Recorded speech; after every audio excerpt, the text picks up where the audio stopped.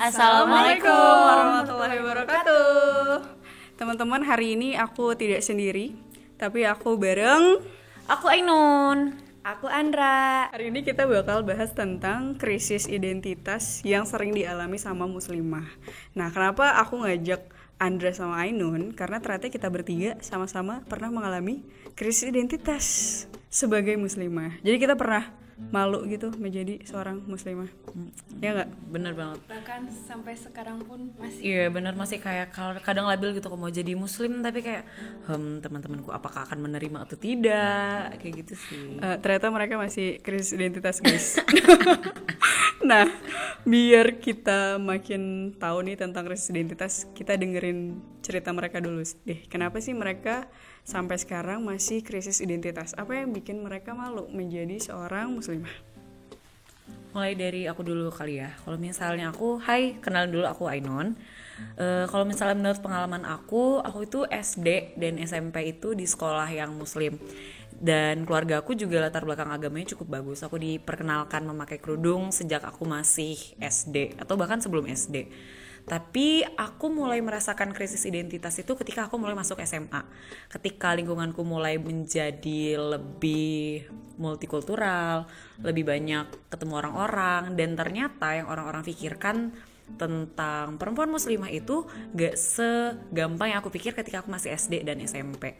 Mungkin ketika kita masih lebih kecil, masih muda untuk membedakan yang saya lakukan itu baik dan saya lakukan itu benar. Tapi ketika saya mulai SMA, kayaknya mulai ragu, bener gak ya kayak gini? Kalau misalnya aku kayak gini, kira-kira orang bakal mikir apa ya? Sampai akhirnya aku ngerasa kayak jilbab aku jujur aja tuh makin lama makin pendek, sampai kayak yang aku mulai pakai celana. Terus kayak beberapa nilai-nilai yang aku tanamin benar ketika aku SD dan SMP itu mulai pudar, dan aku mulai ngerasa malu untuk menunjukkan kalau aku seorang muslimah ketika aku SMA.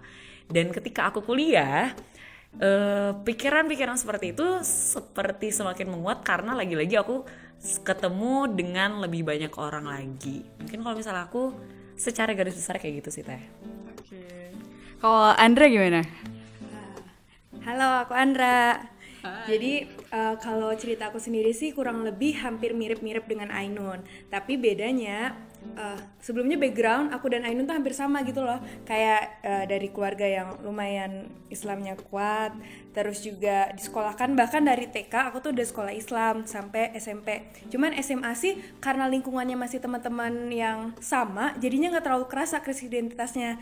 Tapi puncak krisis identitas itu aku rasain banget pas masuk kuliah, terutama di Fakultas Ilmu Komunikasi, dimana aku menemukan teman-teman yang beragam, terutama dari Jakarta, dari Bandung, kota-kota besar, yang gaya pakaiannya tuh bener-bener yang kayak keren-keren banget. Jadi aku tuh termotivasi, terdorong untuk gimana caranya biar penampilannya mirip, gimana ya, enak dilihat gitu loh, kayak mereka kan gaul-gaul. Terlebih lagi tren selebgram yang mulai bermunculan, jadi kan termotivasi untuk bergaya seperti itu juga gitu sih Teh kalau Andra. Oke, terus kalau dari aku sendiri sih dulu sempet ngerasain waktu awal-awal kuliah, kayak di fakultasku kayak ada strata-stratanya gitu, dan aku ngerasa orang-orang yang kerudungnya panjang itu strata terendah gitu. Ya Bener-bener kayak pasti bakal susah dapat teman. Kalau buat kelompok aja tuh kadang kayak pilih dia nggak ya. Nah itu tuh Teh yang kayaknya aku tuh ngerasa kayak aku tuh nggak pengen dijauhin gitu loh dari teman-temanku, dan akhirnya aku jadi malah mengikuti mereka, dan lagi-lagi krisis identitasnya datang lagi kayak gitu. Bahkan kalau kita sama teman yang berjubah panjang tuh kadang nggak mau kelihatan gitu loh sama teman-teman. Bener-bener kayak Maaf ya teman-temanku yang dengar. Tapi dulu aku juga pernah gitu. Jadi dulu aku ada pengalaman kayak aku lagi jalan gitu sama teman-teman aku yang menurut aku gaul. Terus ada ukti-ukti anak masjid gitu yang nyapa, "Hai Koon." Terus aku kayak langsung merasa malu gitu disapa mereka.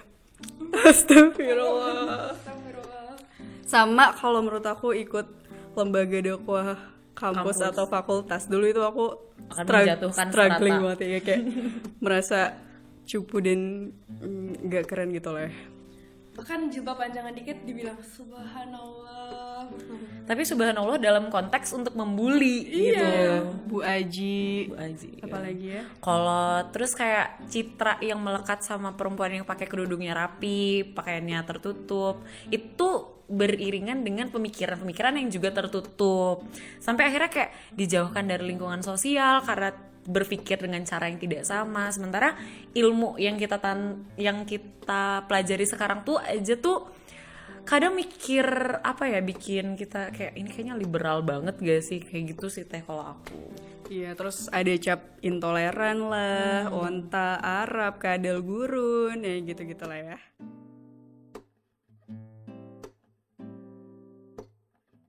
Nah, sebenarnya saat muslimah suka dicap kolot, nggak berkembang, statis, tertekan, apakah benar faktanya seperti itu?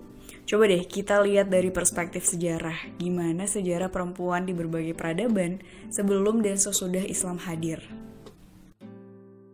Nah dulu tuh sebenarnya udah banyak peradaban-peradaban di mana wanita itu tidak memiliki hak sama sekali, bahkan wanita tuh memiliki strata yang paling rendah. Nah misalnya contohnya di peradaban Yunani dan Romawi kuno, di mana wanita tidak memiliki hak apapun. Pendidikan pun hanya untuk anak laki-laki. Bahkan di era Yunani itu tuh wanita kalangan elit pun itu seperti tahanan Teh, nggak boleh kemana-mana. Bayangkan wanita elit pun digituin. Terus juga awal perkembangan Romawi pun diawali dengan pemerkosaan wanita-wanita Sabine pada abad 750 sebelum Masehi. Lain halnya dengan India, kalau di India itu wanita dipandang sebagai sumber dosa dan sumber dari kerusakan akhlak dan agama. Parahnya lagi, wanita India ini yang jika mereka kehilangan suaminya karena meninggal, mereka harus tetap setia dengan membakar dirinya Teh. Parah banget Teh. Itu dinamakan tradisi sati. Nah, ini juga dilanjutkan dengan peradaban-peradaban lainnya nih, juga termasuk Arab yang sebagai negara Muslim juga ya Teh.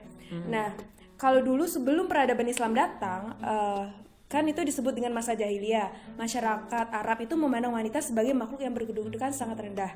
Bahkan kondisi ini pun dijelaskan dalam surat An-Nahl ayat 58-59, yang artinya, dan apabila seorang dari mereka diberi kabar dengan kelahiran anak perempuan, hitamlah, merah padamlah mukanya, dan dia sangat marah.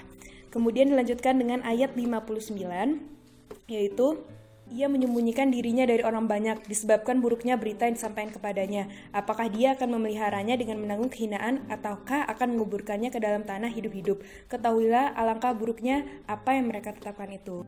Intinya, sebelum datangnya ajaran Islam di beberapa belahan dunia, kondisinya tuh hampir sama semua, di mana kaum perempuan pada saat itu dipandang rendah, hina, dan tidak berarti apa-apa oleh kaum laki-laki.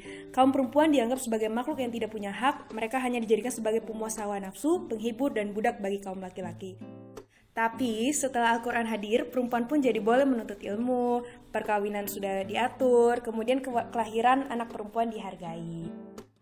Ya, intinya ternyata sebelum Islam hadir, ternyata perempuan itu justru sangat-sangat menyedihkan kondisinya. Dan justru ketika Islam hadir, Al-Quran turun, kita justru jadi sangat dimuliakan. Setuju. Nah, kalau gitu pertanyaan besarnya adalah, kalau fakta sejarah menunjukkan perempuan ternyata jauh lebih dimuliakan, lebih maju, lebih berdaya saat Muslim hadir, kenapa saat ini justru sifat-sifat negatif perempuan yang terbelakang, kolot, dan tidak berkembang dan sebagainya justru melekatnya pada muslimah yang menerapkan Islam dengan benar? Nah mungkin aku punya salah satu konsep berpikir mungkin ya, kenapa sampai sekarang aku secara pribadi dan mungkin masih banyak juga muslimah di luar sana yang ngerasa malu buat jadi seorang dan menunjukkan identitasnya sebagai muslimah. Nah salah satu yang paling aku rasain yang membentuk pola pikir orang-orang, kenapa kalau misalnya seorang muslimah itu identik dengan kolot, berpikiran tertutup dan sulit untuk didekati dalam dunia sosial atau bergaul kayak gitu. Nah salah satunya itu adalah propaganda media. Yang udah aku baca, propaganda media adalah usaha yang dengan sengaja dan sistematis untuk membentuk persepsi kita, memanipulasi pikiran, dan mengarahkan kelakuan untuk mendapatkan reaksi yang diinginkan yang disebarkan melalui media massa. Nah, bentuk media massa juga teman-teman pasti udah pada tahu kan, mulai dari yang mainstream kayak televisi, radio, koran, majalah, sampai yang biasa kita pegang sehari-hari, yang paling banyak kita konsumsi dalam sehari bahkan itu adalah lewat sosial media. Nah, propaganda ini lama-lama akan membentuk framing di kepala kita seperti apa seseorang itu atau sesuatu itu ditunjukkan kepada diri kita. Misalnya nih, kalau misalnya kita lihat majalah-majalah yang sampulnya adalah selebriti-selebriti keren, kita akan berpendapat bahwa standarisasi yang keren adalah seperti itu. Sementara nih, kita lihat gimana cara media, majalah-majalah aja deh, menunjukkan citra muslimah itu sebagai orang-orang yang berpakaiannya tertutup, bahkan identik dengan terorisme teh. Nah, ini sih yang kadang bikin aku agak-agak miris. Nah, tapi gak cuma sebatas itu. Yang lebih dekat sama kita mungkin kerasa dari bagaimana kita memframing tokoh-tokoh perempuan muslimah itu dipandang sulit untuk menjadi tokoh ideal atau tokoh-tokoh yang kita idolakan. Salah satu riset menyebutkan bahwa terdapat 3 tokoh perempuan nih teh yang paling digemari di Indonesia. Salah satunya tuh mungkin aku juga bagian dari yang menggemari mereka sih, jujur aja ya. Itu ada Najwa Shihab, ada Ibu Susi Pujiastuti, dan ada juga Bu Sri Mulyani. Nah, mereka emang keren sih, maksudnya mereka berani berbicara, mereka sangat-sangat menjunjung tinggi perempuan, kalau perempuan itu cerdas, dan seterusnya. Tapi nih teh, kita tuh gak pernah dipaparkan oleh media kalau ternyata masih banyak juga muslimah yang ternyata keren-keren dan cocok banget buat kita jadiin tokoh-tokoh yang kita kagumi kayak gitu. Nah, aku punya beberapa tokoh yang mungkin bakal bikin kita semua kaget, karena aku ketika nge-research ini juga kaget, ternyata banyak gitu. Salah satunya itu ada Malala Yousafzai, yaitu Ukti Malala ini dia pernah viral sebagai peraih Nobel Perdamaian termuda pada usia 17 tahun. Nah, kalau teman-teman kaget ternyata ada muslimah yang bisa sekeren itu, sama aku juga. Jadi masih banyak nih cara-cara kita untuk menunjukkan kalau muslimah itu sebenarnya berkualitas. Muslimah itu juga seharusnya diakui di kehidupan sosial dan juga memiliki teman-teman yang bahkan menurut aku bisa lebih keren lagi daripada seharusnya. Jadi teman-teman gak perlu malu nih. Dan ternyata nih ya, muslimah itu dari dulu sudah produktif. Kalau misalnya tadi Andra udah ngejelasin bagaimana Islam memuliakan perempuan, memuliakan muslimah di dalam agama Islam, kali ini aku bakal ngejelasin beberapa tokoh yang benar-benar sudah produktif sebagai muslimah sedari dulu. Mulai dari Khadijah radhiyallahu anhu yang aktif di bidang bisnis, kemudian ada Aisyah di bidang pendidikan, kemudian ada Ummu Imarah di bidang militer, bahkan perempuan saja dari dulu udah bisa gitu terjun di dunia militer. Kalau misalnya kita sekarang lihat, oh my god, Mbak Nana keren banget bisa ngeskak tokoh-tokoh politik, ternyata dari Islam yang benar-benar menunjukkan citra sebagai muslimah itu bisa lebih keren lagi. Wow. Kemudian ada juga nih beberapa tokoh lagi seperti Rufaidah binti Sa'ad di bidang keperawatan, kemudian ada Maryam Al-Astrulabi di bidang astronomi, dan juga Fatimah Al-Fihri di bidang pendidikan. Nah, mungkin banyak juga teman-teman yang nggak tahu, aku juga nggak tahu, kalau misalnya ternyata pencetus cikal bakal universitas pertama di dunia itu dicetuskan oleh seorang muslimah. Jadi Fatimah Al-Fihri ini adalah pencetus Universitas Al-Qarawiyyin yang akan menjadi cikal bakal universitas pertama di dunia.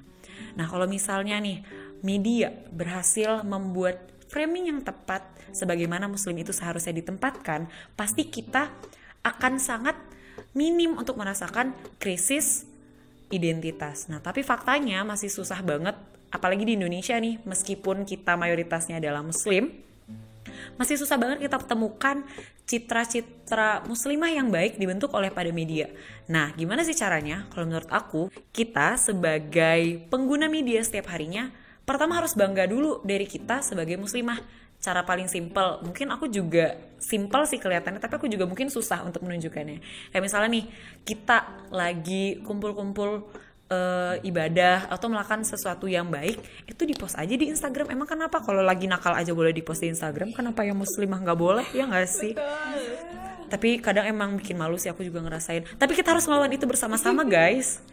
Kalau misalnya kita nggak kayak gitu, citra muslimah yang sedikit jelek itu semakin lama akan semakin dipandang buruk oleh banyak orang, dan kita akan semakin terasing dari kehidupan sosial. Dan sejujurnya aku nggak mau. Jadi mari kita bersama-sama menunjukkan kalau kita adalah seorang muslimah. Allahu Akbar.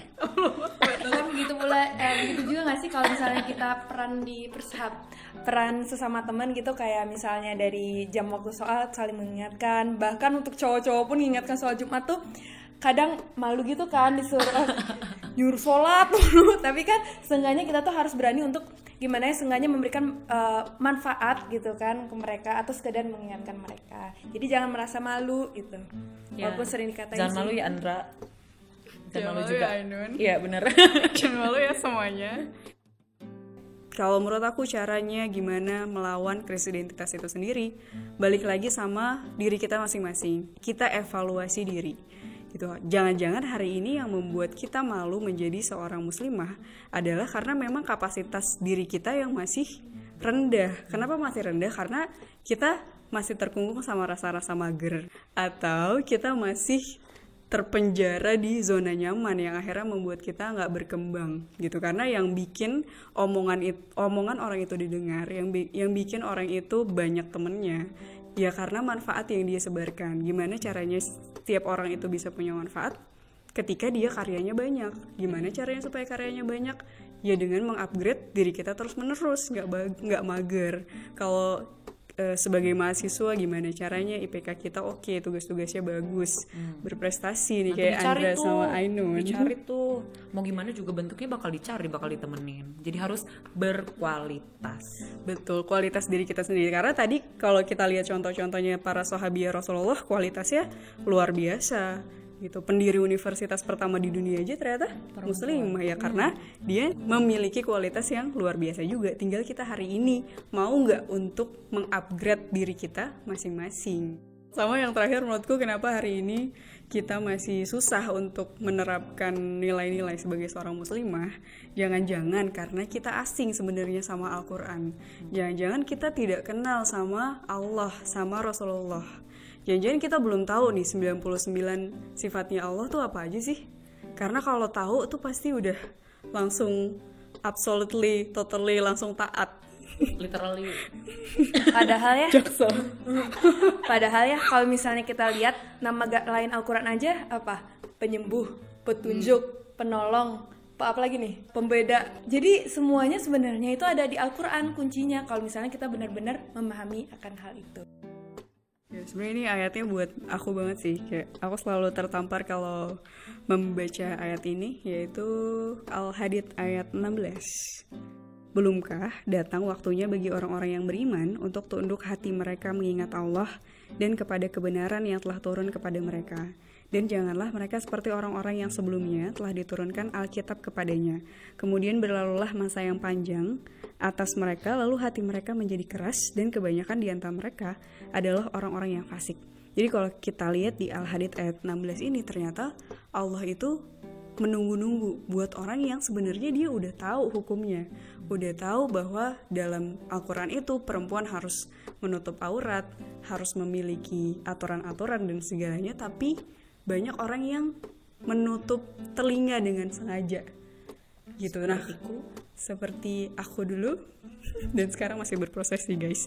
Nah, jadi hati-hati, Allah itu ngancam ternyata buat orang-orang yang seperti itu, udah tahu hukumnya tapi masih nanti gitu ya. Allah itu mengancam nanti hatinya menjadi keras dan akan menjadi orang yang fasik.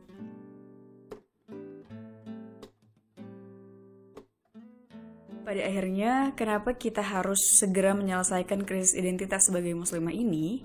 Karena jalan kita untuk sampai ke surga itu masih sangat jauh. Untuk bisa menyiapkan dan mengusahakan karya-karya terbaik, masterpiece-nya kita, karya yang tetesan pahalanya terus mengalir jauh melampaui umur kita, tahap pertama adalah bisa selesai dengan diri sendiri. Jadi PR kita masih banyak banget nih ke depan. Kalau krisis identitas aja nggak beres, gimana kita pede untuk meminta surga tertinggi? Gimana kita berharap untuk bisa bertatap wajah dengan Allah? Gimana kita pede untuk dikumpulkan kembali sama Rasulullah?